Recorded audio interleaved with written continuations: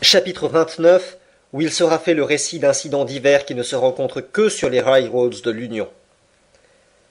Le soir même, le train poursuivait sa route sans obstacle, dépassait le Four Soders, franchissait la passe de Cheyenne et arrivait à la passe d'Evans.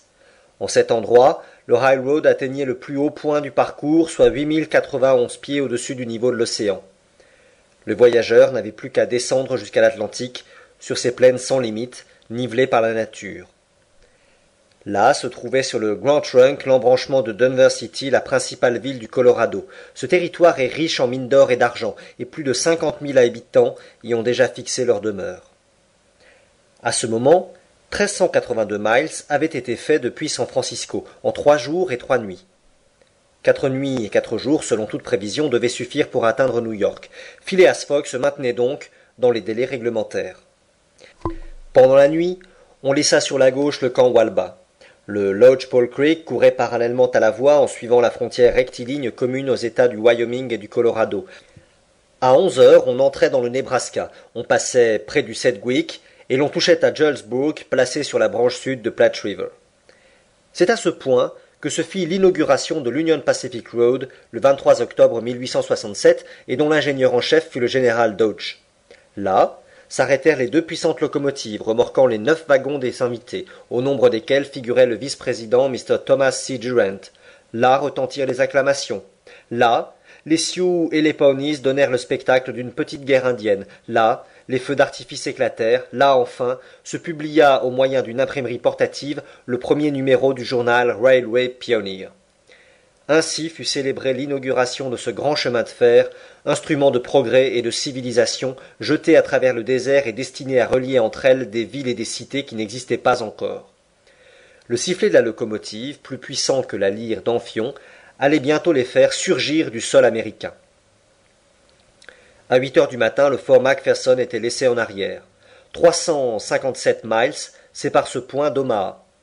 La voie ferrée suivait sur sa rive gauche les capricieuses sinuosités de la branche sud de Platte River.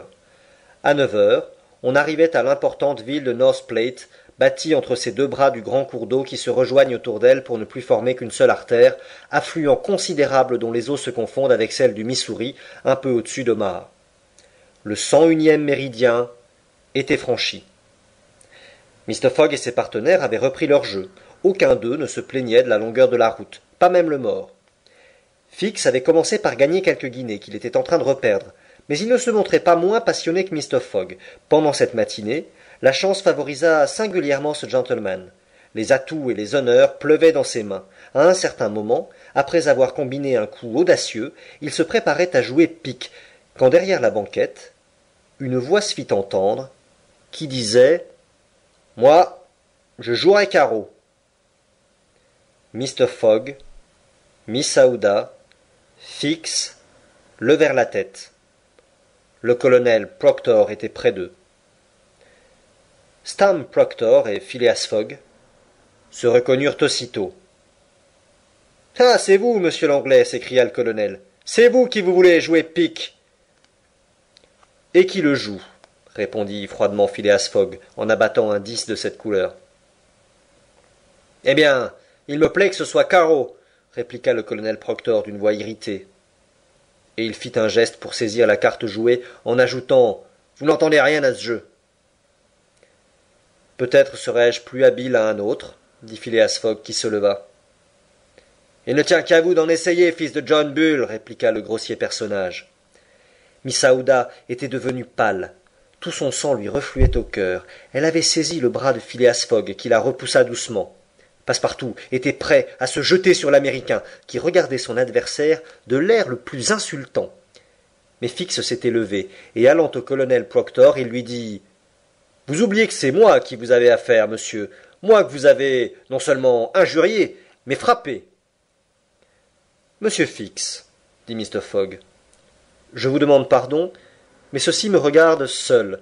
En prétendant que j'avais tort de jouer pique, le colonel m'a fait une nouvelle injure, et il m'en rendra raison. »« Quand vous voudrez, et où vous voudrez, répondit l'Américain, et à l'arme qui vous plaira. » Miss Aouda essaya vainement de retenir Mr. Fogg. L'inspecteur tenta inutilement de reprendre la querelle à son compte. Passepartout voulait jeter le colonel par la portière, mais un signe de son maître l'arrêta. Phileas Fogg quitta le wagon, et l'Américain le suivit sur la passerelle. Monsieur, dit Mr. Fogg à son adversaire, je suis fort pressé de retourner en Europe, et un retard quelconque préjudicierait beaucoup à mes intérêts. Eh bien, qu'est-ce que cela me fait répondit le colonel Proctor. Monsieur, reprit très poliment Mr. Fogg, après notre rencontre à San Francisco, j'avais formé le projet de venir vous retrouver en Amérique, dès que j'aurai terminé les affaires qui m'appellent sur l'ancien continent. Vraiment? Voulez-vous me donner rendez-vous dans 6 mois? Et pourquoi pas dans 6 ans? Je dis 6 mois, répondit Mr. Fogg, et je serai exact au rendez-vous. Des défaites, tout cela, s'écria Stamp Proctor. Tout de suite, ou pas? Soit, répondit Mr. Fogg. Vous allez à New York? Non. À Chicago? Non. À Omaha? Peu vous importe. Connaissez-vous Plum Creek? Non, répondit Mr. Fogg. C'est la station prochaine, le train y sera dans 1 heure. Il y stationnera 10 minutes. En 10 minutes, on peut échanger quelques coups de revolver. Soit, répondit Mr. Fogg, je m'arrêterai à Plum Creek. Et je crois même que vous y resterez, ajouta l'Américain avec une insolence sans pareille. Qui sait, monsieur, répondit Mr. Fogg, et il rentra dans son wagon aussi froid que d'habitude.